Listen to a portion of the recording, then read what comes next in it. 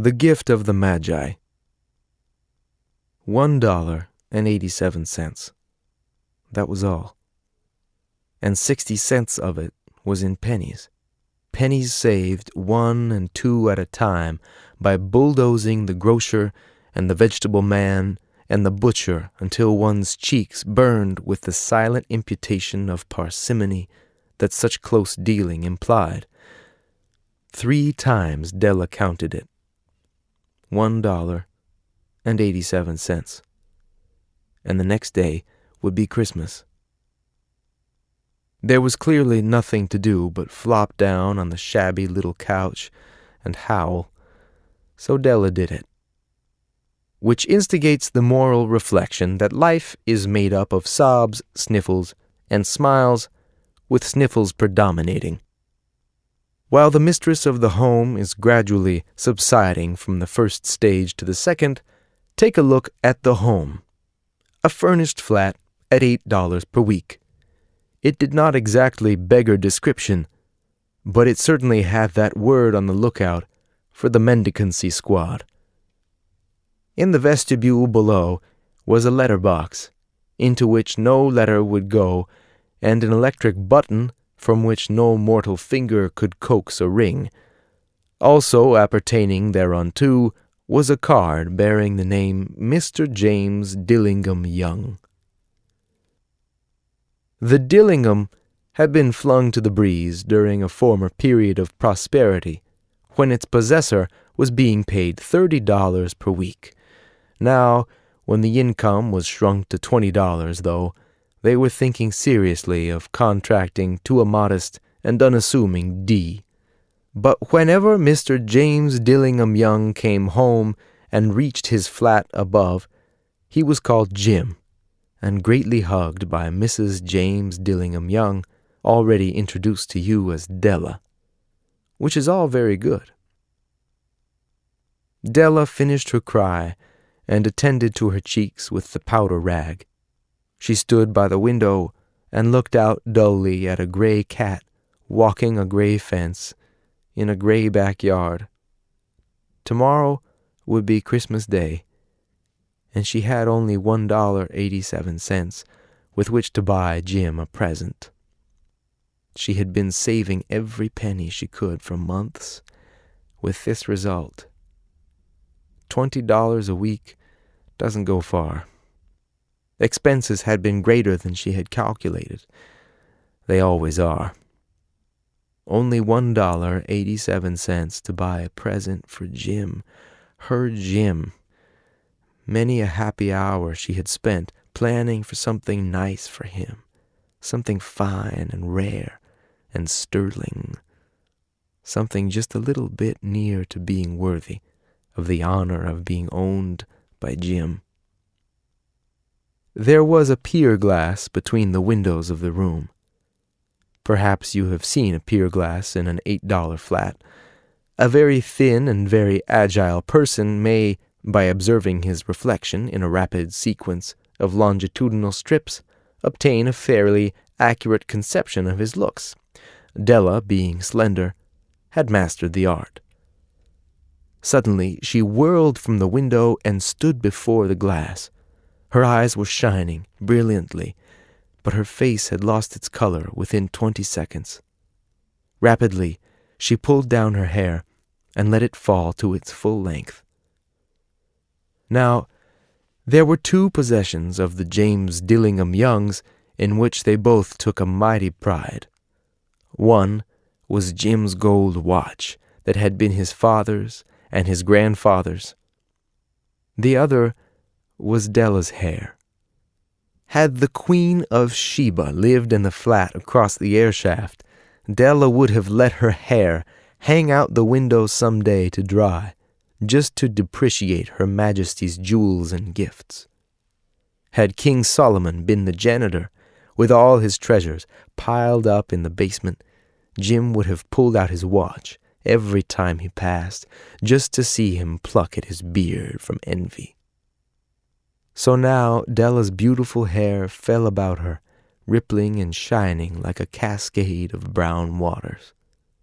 It reached below her knee, and made itself almost a garment for her. And then she did it up again, nervously and quickly. Once she faltered for a minute and stood still while a tear or two splashed on the worn red carpet. On went her old brown jacket, on went her old brown hat. With a whirl of skirts and with the brilliant sparkle still in her eyes, she fluttered out the door and down the stairs to the street. Where she stopped, the sign read, Madame Sophronie, hair goods of all kinds. One flight up, Della ran and collected herself, panting. Madame, large, too white, chilly, hardly looked the Sophronie. "Will you buy my hair?" asked Della. "I buy hair," said Madame. "Take your hat off and let's have a sight at the looks of it."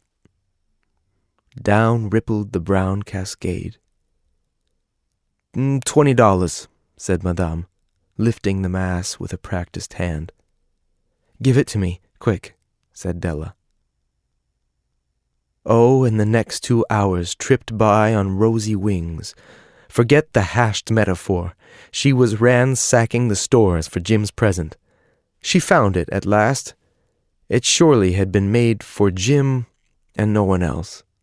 There was no other like it in any of the stores, and she had turned all of them inside out.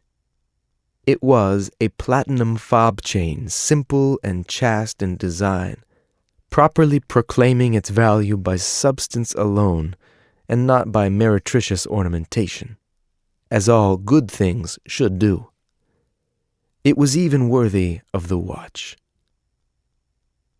As soon as she saw it, she knew that it must be Jim's.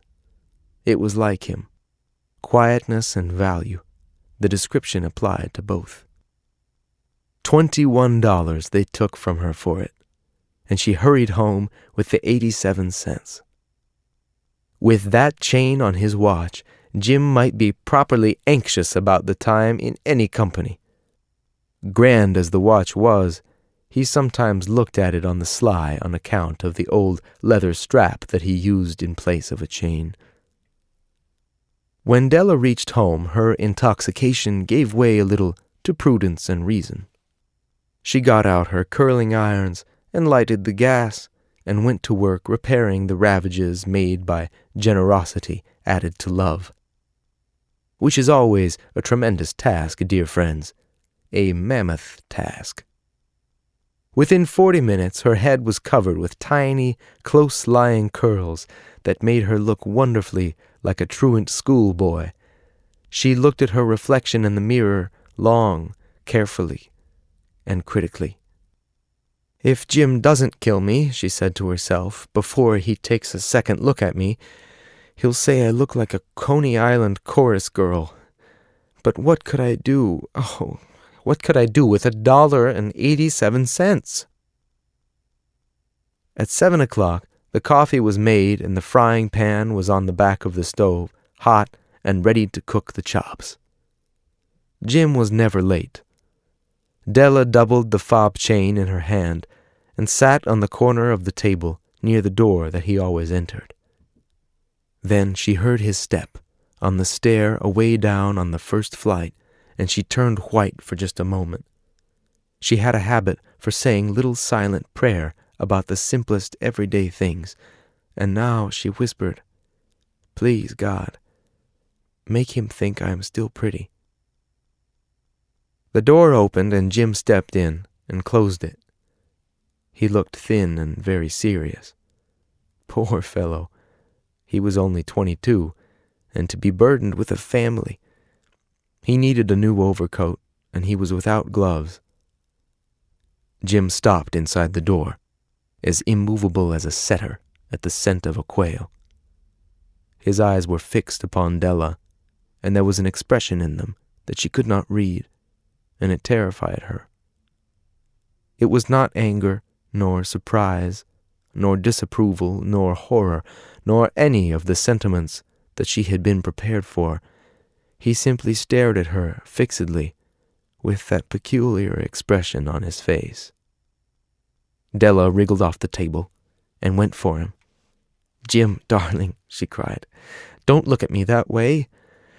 I had my hair cut off and sold because I couldn't have lived through Christmas without giving you a present. It'll grow out again. You won't mind, will you? I just had to do it. My hair grows awfully fast. Say Merry Christmas, Jim, and let's be happy. You don't know what a beautiful, nice gift I've got for you." "You've cut off your hair?" asked Jim laboriously, as if he had not arrived at that patent fact yet, even after the hardest mental labor. "Cut it off and sold it," said Della. "Don't you like me just as well, anyhow? I'm me without my hair, ain't I?" Jim looked about the room curiously.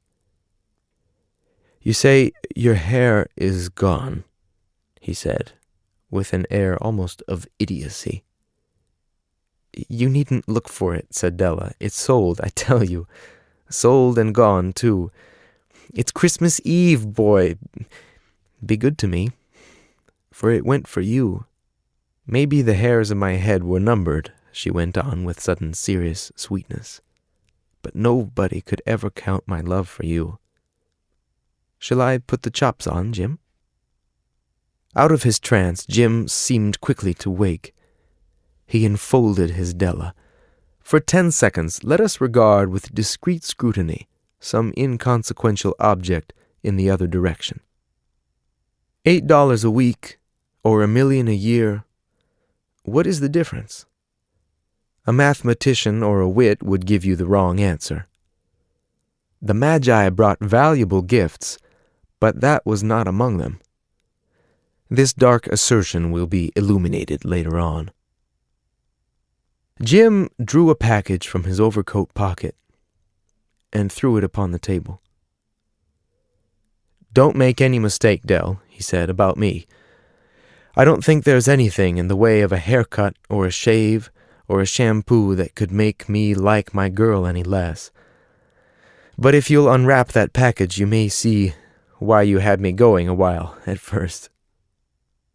White fingers and nimble tore at the string and paper, and then an ecstatic scream of joy, and then, alas, a quick feminine change to hysterical tears and wails, necessitating the immediate employment of all the comforting powers of the Lord of the Flat.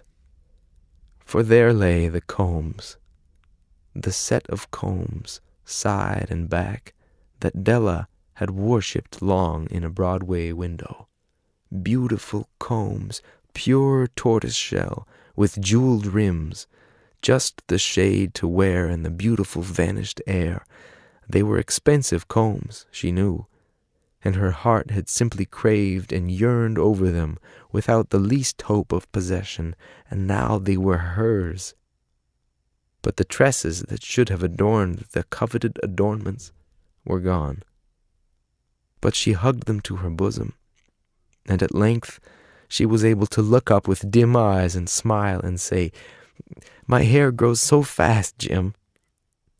And then Della leaped up like a little singed cat and cried, "Oh!" Jim had not yet seen his beautiful present.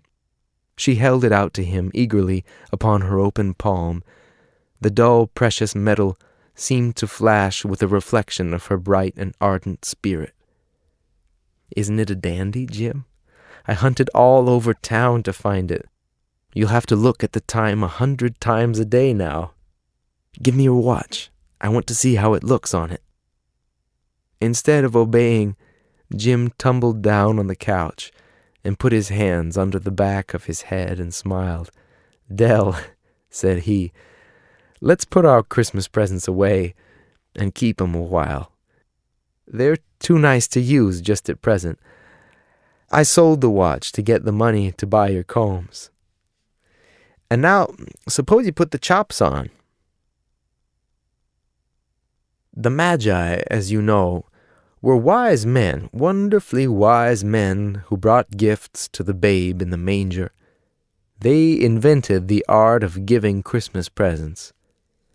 Being wise, their gifts were no doubt wise ones, possibly bearing the privilege of exchange in case of duplication.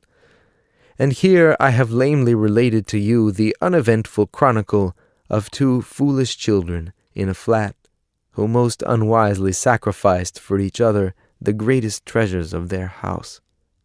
But in a last word to the wise of these days, let it be said that of all who give gifts, these two were the wisest.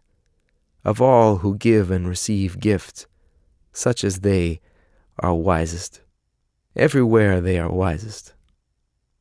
They are the Magi.